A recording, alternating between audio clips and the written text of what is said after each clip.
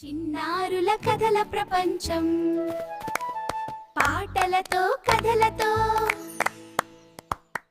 పిల్లలు పెద్దలు, ధర్మం, వివేకం, త్యాగం నేర్పే విక్రమబేతాళ కథలకు స్వాగతం. ఈరోజు కథ పేరు అవివేకమా వివేకమా. పట్టువదలని విక్రమార్కుడు మళ్లీ మర్రిచెట్టు వద్దకు వెళ్లాడు. చెట్టుపైనుంచి శవాన్ని దించి భుజాన వేసుకుని ఎప్పటిలాగే మౌనంగా శ్మశానానికి నడవసాగాడు. అప్పుడే శవంలోని బేతాళుడు మాట్లాడాడు. రాజా, విద్యావంతుడివైన నువ్వు ఈ భయంకరమైన శ్మశానంలో నిశిరాత్రివేళ ఇన్ని కష్టాలు భరించటం నమ్మశక్యం కావడం లేదు. నీ మంచితనాన్ని స్వార్థం కోసం వాడుకున్నవాళ్లే నిన్ను ఇలా ఇబ్బందుల్లోకి నెట్టారేమో. అలాంటి వారి వలలో చిక్కి విజయం సాధించిన తర్వాత కూడా తన మేలుని మర్చిపోయిన అనంతుడు అనే యువకుడి కథ చెబుతాను. శ్రమ తెలియకుండా విను. పూర్వం ఒక గురుకులంలో అనంతుడు, విరజిదు అను ఇద్దరు ఫ్రెండ్స్ ఉండేవారు. అందులో విరజుడు ఒక రాజకుమారుడు. విరజుడికి లెసన్స్ త్వరగా అర్థమవ్వేవి కావు. దానితో అనంతుడిని అడిగి ఎక్స్ప్లెయిన్ చేయించుకునేవాడు. అనంతుడు ఎన్నిసార్లైనా విసుగుకోకుండా చెప్పేవాడు. ఒకరోజు విరజుడు ఆనందంగా, అనంతా, నేను రాజువైన రోజు నిన్ను నా ప్రధానమంత్రిని చేస్తాను అని ప్రామిస్ చేశాడు. కాలం గడిచింది. విరజుడిలో అహంకారం పెరిగింది. అనంతుడిని నిర్లక్ష్యం చేయడం మొదలుపెట్టాడు. విద్య పూర్తయ్యాక అనంతుడు హయ్యర్ స్టడీస్ కోసం వెళ్ళిపోతాడు. విరజుడు రాజధానికి వెళ్లాడు. 6 సంవత్సరాల తర్వాత విరజుడికి పట్టాభిషేకం జరిగింది. అనంతుడు చదువు కంప్లీట్ చేసుకుని తిరిగి రాజ్యానికి వచ్చి అక్కడే నివసిస్తూ ఉంటాడు. విరజుడు సుప్రతీకుడు అనే స్వార్థపరుడిని ప్రధాన సలహాదారుడిగా నియమించాడు. ప్రతిఫలంగా తప్పుడు నిర్ణయాలు, ఖజానా ఖాళీ అవటం, ప్రజలలో అసంతృప్తి, పొరుగురాజుల దండయాత్ర భయం.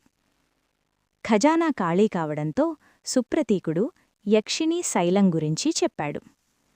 ఆ శైలంపై ఉన్న కోనేటిలోకి వెళ్లి యక్షమాయను చేయిస్తే నవనిధులు లభిస్తాయని శిలాశాసనం చెబుతుంది. కాని అది చాలా కష్టతరమైన ప్రయాణమని అంటారు. అప్పుడు సుప్రతీకుడు, ఆనంతుడు అను ఒక యువకుడు మన రాజ్యంలో నివసిస్తున్నాడు. అతను చాలా ధైర్య బుద్ధిశాలి అని వేగుల ద్వారా తెలిసింది. అతనికి చాలా బంగారమిస్తామని ఆశపెట్టి పంపుదామని సలహా ఇస్తాడు.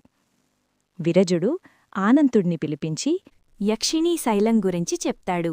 అనంతుడు రాజ్యక్షేమం కోసం యక్షిణీ శైలికి వెళ్లేందుకు అంగీకరించాడు. అనంతుడు కోనేటిలోకి దిగాడు. మంత్రజపంతో విజయం సాధించాడు. నవనిధులని చూశాడు. తరువాత విరజుడిని కూడా తీసుకువచ్చి చూపించాడు. అప్పుడు ఆనంతుడు, ప్రభూ, నేను ఈ నిధులన్నీ రాజ్యక్షేమం కోసం ఇస్తాను. కాని నాకు గురుకులంలో మీరు చేసిన వాగ్దానం ప్రకారం నన్ను మీ ప్రధానమంత్రిగా నియమించండి. అప్పుడు విరజుడు ఆశ్చర్యపోయి, ఈ క్షణం నుంచే నువ్వే నా ప్రధానమంత్రివి అని చెప్పాడు. కథ చెప్పి బేతాళుడు విక్రమార్కుడితో, రాజా, కపటి అయిన విరజుణ్ణి నమ్మి నిధుల్ని వదిలి మంత్రి పదవి కోరడం అవివేకం కాదా అని అడుగుతాడు. అప్పుడు విక్రమార్కుడు ఇలా చెబుతాడు, అనంతుడు అవివేకుడు కాదు. అతను ఎప్పుడూ రాజ్యక్షేమం గురించి ఆలోచించేవాడు. ఇప్పుడు రాజ్యం ఉన్న పరిస్థితిలో, అంటే ప్రజలలో అసంతృప్తి, పొరుగు రాజ్యాల రాజుల దండయాత్ర, నిధులు లేకపోవటం వంటి పరిస్థితిలో సుప్రతీకుడు వంటి స్వార్థపరుడు ఉంటే చాలా ప్రమాదం అని, ఇటువంటి టైంలో తను ఉండటమే కరెక్టని ప్రధానమంత్రి పదవిని అడిగాడు. దేశానికి మేలు జరిగే స్థానం అవసరమైతే ఆ బాధ్యతను స్వీకరించడమే నిజమైన వివేకం. బేతాళుడు నవ్వుతూ మళ్లీ మర్రి చెట్టుకు వెళ్ళిపోయాడు. కథ నచ్చిందా? నచ్చితే లైక్ చేయండి.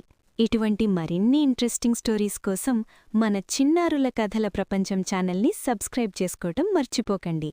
చిన్నారుల కథల ప్రపంచం. మళ్ళీ కలుద్దాం స్నేహితులు.